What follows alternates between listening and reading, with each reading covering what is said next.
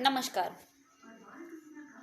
आज हम उपस्थित हैं एक बेहद खूबसूरत वाक्य के साथ, एक बेहद खूबसूरत मंच पे, जिसका नाम है सरित काव्य सरिता प्रवाह।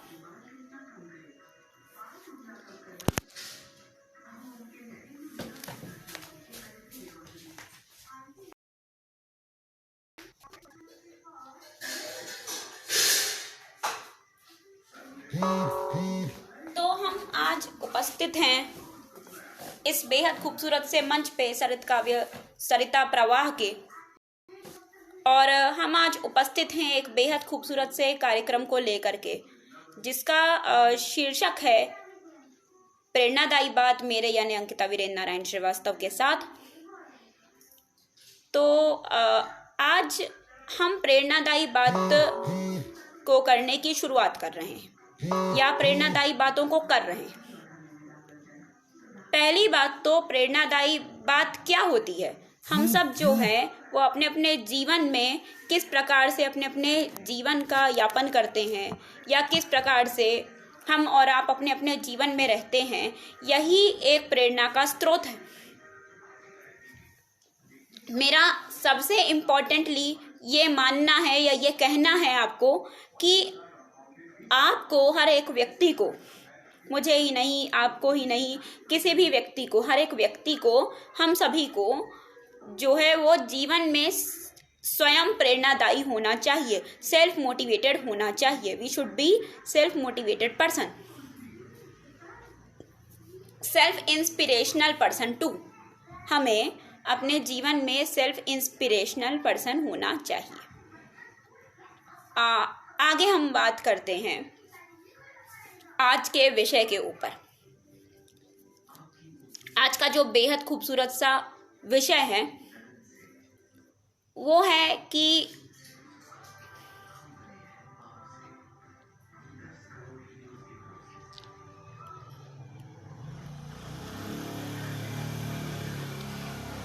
बेहद खूबसूरत सा विषय है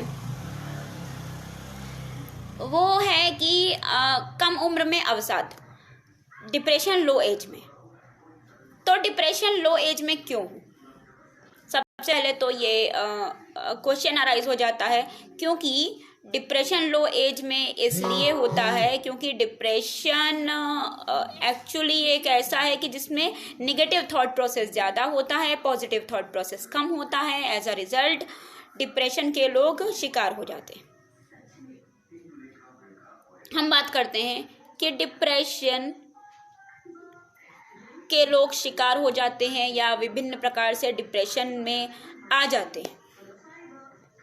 हम बात करते हैं कि हमारा कोई औचित्य ही नहीं रह जाता है कि हम डिप्रेशन में आए। हम सभी कभी भी डिप्रेशन में नहीं आ सकते। डिप्रेशन में या तो जो आएगा उसके हो सकता है कि उसके साथ कुछ प्रॉब्लम हो। देखिए, हम सभी के जीवन में आज नहीं कल सही, कल नहीं परसों सही, आज हमारे जीवन में, जीवन के इस चक्रव्यूह में या जीवन के इस कालखंड में हमारे जीवन में कोई ना कोई परेशानी लगी ही रहती है। समाधान उसका क्या है? समाधान उसका ये है कि हम उन परेशानियों का सामना करते हुए जीवन में आगे बढ़ें। हम उन परेशानियों का सामना जब करें तो हम जब जीवन में आगे बढ़ें, वही इन समस्याओं का समाधान है। अब हम आगे बढ़ते हैं कि हर एक इंसान की, हर एक व्यक्ति की एक अपनी रुचि होती है किसी भी कार्य को करने के लिए। जैसे मैं लेखक हूँ तो मेरी रुचि जो है वो लिखने में है। उसी प्रकार से कोई और कुछ होगा तो उसकी रुचि उसमें होगी, कोई और कुछ होगा तो उसकी रुचि उसमें होगी। लोगों की चेस खेलने में रुचि होती है, लोगों की बैडमिंटन खेलने में रुचि होती है, लोगों की डांस करने में रुचि होती है। तो विभिन्न व्यक्ति की विभिन्न प्रकार से रुचि होती जाती है, जैसे भी जिसमें भी, और उसका परम कर्तव्य है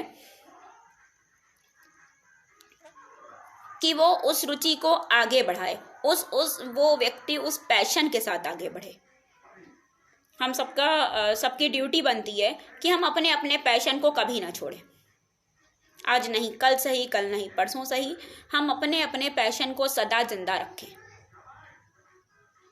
और यही रीज़न है कि हम बड़ी से बड़ी आपदा आ गई कोविड-19 जैसी, और हम उससे उभर पाए, हम उससे निकल पाए।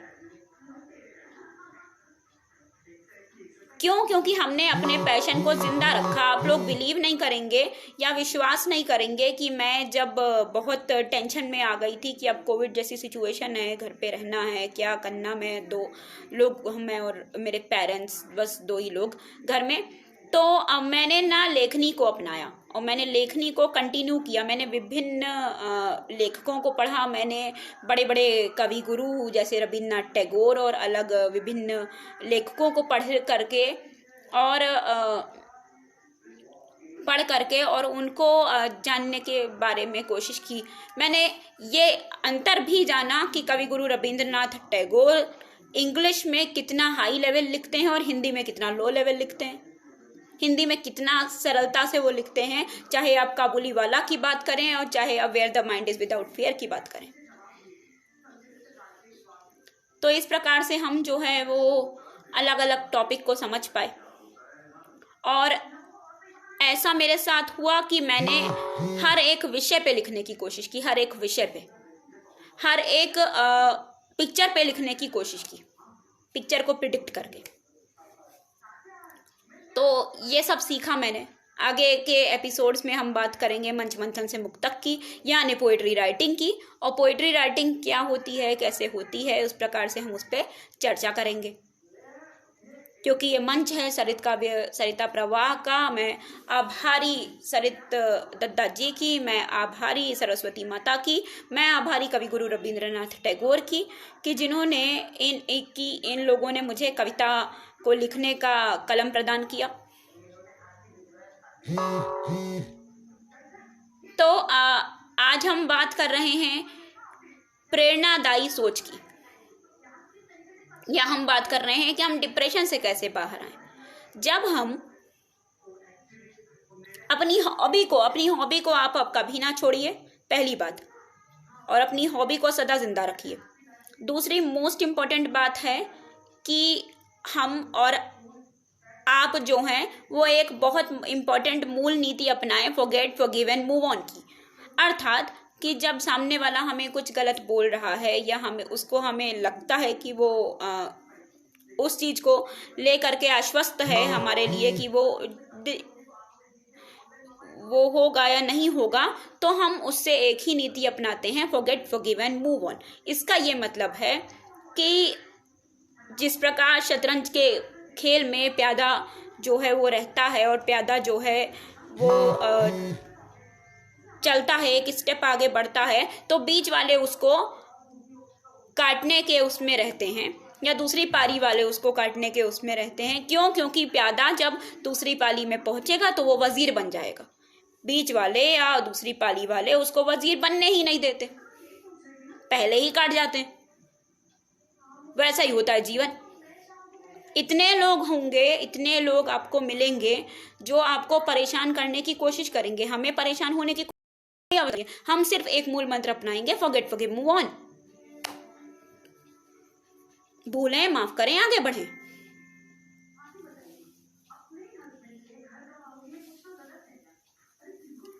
इसके अलावा हम एक बेहद इम्पॉर्टेंट बात, परम आवश्यक बात अपनाते हैं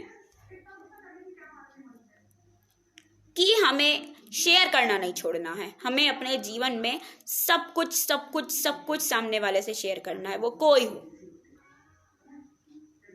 जब व्यक्ति अपने आप में परेशान है और वो शेयर करना छोड़ देगा, तो आप ही बताइए कि वो किस प्रकार से डिप्रेशन जैसी बीमारी से आगे बढ़ पाएगा या डिप्रेशन जैसी बीमारी से निकल पाएगा।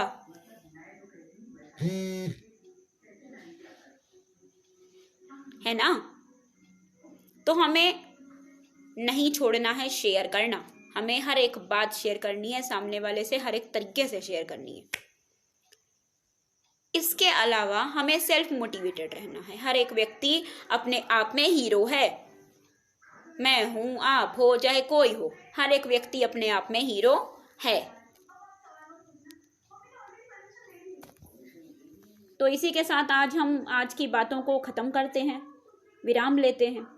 अगले सप्ताह मिलते हैं हम एक बेहद खूबसूरत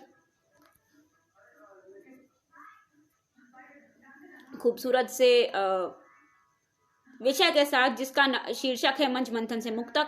अगले सप्ताह आप जुड़ना ना भूलें सरित काव्य सरिता प्रवाह से। मैं अंकिता वीरेंद्र नारायण श्रीवास्तव, अयोध्या उत्तर प्रदेश, विधाता श्री राम की नगरी से आपसे विदा लेती हूँ।